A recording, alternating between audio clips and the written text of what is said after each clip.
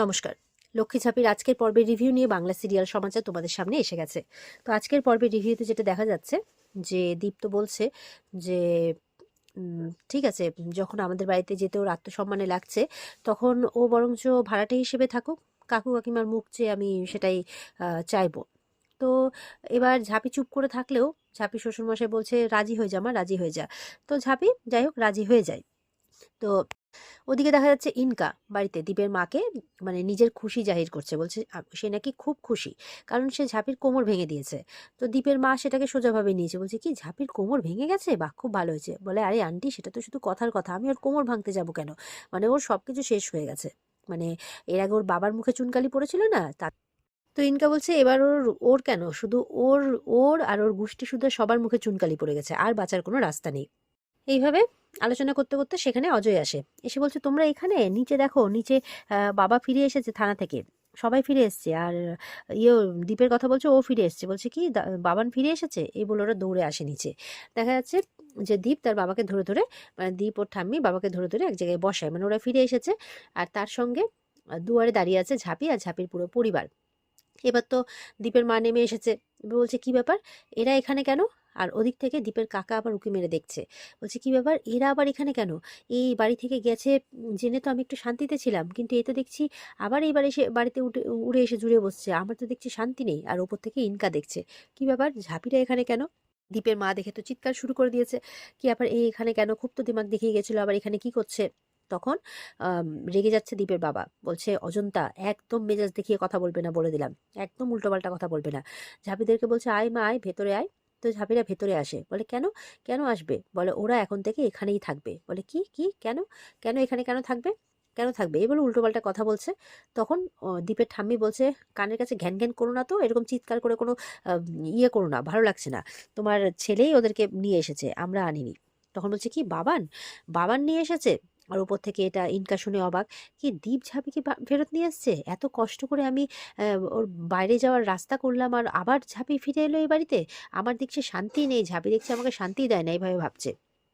দীপ তখন বলছে মা, ও এই বাড়িতে আমার স্ত্রীর অধিকারে আসেনি, ও আর ওর পরিবার এখানে এসেছে ভাড়াটে হিসেবে। বলে কি ভাড়াটে, এটা কি নাটক করার জায়গা পেয়েছে নাকি ঝাঁপি, মানে পেয়েছিস নাকি ঝাঁপি, হ্যাঁ কখনো মানে অভিমান দেখিয়ে চলে যাচ্ছিস, কখনো গোষ্ঠী শুদ্ধ লোককে নিয়ে এই বাড়িতে চলে আসছিস, কি শুরু হয়েছেটা কি। তখন অজন্তা বলে চিৎকার করে ওঠে দীপের বাবা, আর চিৎকার করতে গিয়ে পেটে পেটে মানে ব্যথা লাগছে। তো বলছে আজকে তোমার শীতের সিঁদুর যে আছে না, তুমি যে শীতেতে সিঁদুর পরছো সেটা শুধুমাত্র এই মেয়েটার জন্য। সুতরাং আমি সবাইকে বলে দিচ্ছি যে যদি ঝাঁপি আর ওর পরিবারের সাথে কেউ আজ থেকে কোনো খারাপ ব্যবহার করে তাহলে কিন্তু আমার ভয়ঙ্কর রূপ দেখবে। আর তখন চূর্ণি নেমে আসে, এসে তখন ঝাঁপিকে আর ঝাঁপির বাবা মাকে বলছে যে ঘর রেডি হয়ে গেছে আন্টি চলুন। তো এই বলে এবার ওর বাবা মা তো লজ্জা লাগছে, বলছে আমরা কখনো ভাবতে পারিনি, ভাগ্য খারাপ না হলে এইভাবে মেয়ে শ্বশুরবাড়িতে এসে উঠতে হয়।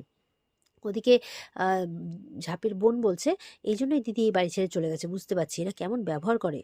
তখন ঝাঁপির মা বলছে যেটা জানিস না সেটা নিয়ে কথা বলিস না, তোর জামাইবাবুর সাথে ঝাঁপির মানে সমস্যা হয়েছে তাই জন্য এই বাড়ি ছেড়ে গেছে, মেয়েটারও কি কপাল, নিজেরই স্বামীর ঘরে ভাড়া দিয়ে থাকতে হচ্ছে, এভাবে বলছে। তো কথাবার্তা বলতে বলতে ওরা এবার চুন্নির সাথে চলে যায় ঘরে। আর ঝাঁপি যখন যাচ্ছে তখন মনে মনে বলছে যে আমাকে, মানে যেই মেয়েটা উপরে ইয়েকে দেখেছে তো, শয়তানিকে দেখেছে ইনকাকে, বলছে যেই মেয়েটা তোমার ক্ষতি করতে চায়, তোমার পরিবারের ক্ষতি করতে চায়, তোমাকে একটুও ভালোবাসে না, এমনকি কাউকেই ভালোবাসতে পারে না, এটা জেনেও তাকে এই বাড়িতে তুমি ঠাঁই দিলে। আর তোমার নিজের স্ত্রীকে তুমি ভাড়াটে হিসেবে মেনে নিলে, তাও তুমি সরি বললে না। ঠিক আছে, তাই সই, আজ থেকে তোমার সাথে আমার সম্পর্ক স্বামী স্ত্রীর নয়, একজন ভাড়াটে আর একজন বাড়ির মালিকের, তাই বলছে।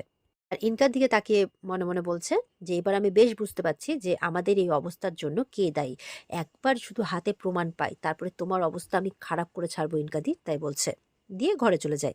এবার ঝাঁপিরা তো সবাই মন খারাপ করে ঘরের কাজ করছে, তখন সেখানে মানে কাঁসায় এসছে দৌড়ে, যে ঝাঁপি এসব কি হয়ে গেল কাঁদছে, আমি নীলুর কাছে সব শুনলাম তোদের বাড়িটা নাকি আগুন দিয়ে পুড়িয়ে দিয়েছে, কারা এরকম তোদের সর্বনাশ করলো বলতো, কে এত বড় সর্বনাশ করলো, এমনটা বলছে। মনে মনে বলছে আমিও যে ভালো নেই রে ঝাঁপি, কিন্তু তোর পরিস্থিতিটা আগে ভালো হোক তারপরেই না হয় তোকে সবকিছু বলবো, তাই বলছে। তখন ঝাঁপির মা দুঃখ করছে যে আমাদের কপালে সুখ বেশি দিন টেকে না, দুদিনের বেশি। বলছে দুঃখ করো না কাকিমা, দেখবে একদিন সবকিছু ঠিক হয়ে যাবে। তো এবার কাসাইকে জিজ্ঞাসা করছে ঝাঁপির বোন যে তোমাদের এখানে জল কোত্থেকে নেয়। তো দেখিয়ে দেয় সেই মতো করে ওর বোন জল আনতে যাচ্ছে। আর ঠিক তখন অজয় বলছে, এই শোনো, যদি তোমাদের কোনো কিছু প্রয়োজন পড়ে তাহলে আমাকে বলবে, হ্যাঁ। তখন বলছে, তাই নাকি, খুব তো বলে দিলে দেখলাম। তো আজকে আমার যদি এটা প্রয়োজন পড়ে, কালকে ওটা প্রয়োজন পড়ে, তুমি আমাকে দিতে পারবে? পারবে না তো অবস্থাটা খারাপ হয়ে যাবে, সুতরাং যেটা পারবে না সেটা বলবে না, এই বলে চলে যায়। বলছে, বাপরে, আচ্ছা ঝাঁজ তো এই মেয়ে, অজয় বলছে। ওদিকে মানে ঝাঁপির মা বলছে, তোরা দুই বোন এই ঘরে শুয়ে যা, আমরা পাশের ঘরে থাকবো। তো বলছে ঠিক আছে। এবার ঝাঁপি ওর বাবাকে বলছে যে চা খাবে। তো তারপরে ভাবছে, কিন্তু আমি চা কোথায় করব, ভাড়াটে আর মালিকের রান্নাঘর কি এক হয়? তখন কাসাই বলছে, তুই ছাড় তো সব কথা, দাঁড়া আমি চা জল খাবারের ব্যবস্থা করছি। বলে, না কাসাই দি, এরকমটা করো না তো, আর এক কথা আমার বারবার বলতে ভাল লাগছে না। তুমি বরঞ্চ আমাকে একটা কিচেনের সেট আপ করে দাও, ছোট করে করলেই হবে, সেখানে একটা গ্যাস আর কটা বাসন দিলেই হবে। তাই বলছে। বলে, ঠিক আছে, আমি এক্ষুনি করে দিচ্ছি। এবার ঝাঁপিকে কাসাই ছোট করে একটা রান্নাঘরে সেট আপ করে দিয়েছে। তো ঝাঁপি চা বসাতে গিয়ে দেখে চা পাতাটা ঘরেই রেখে এসছে, তো সেটা আনতে যায়।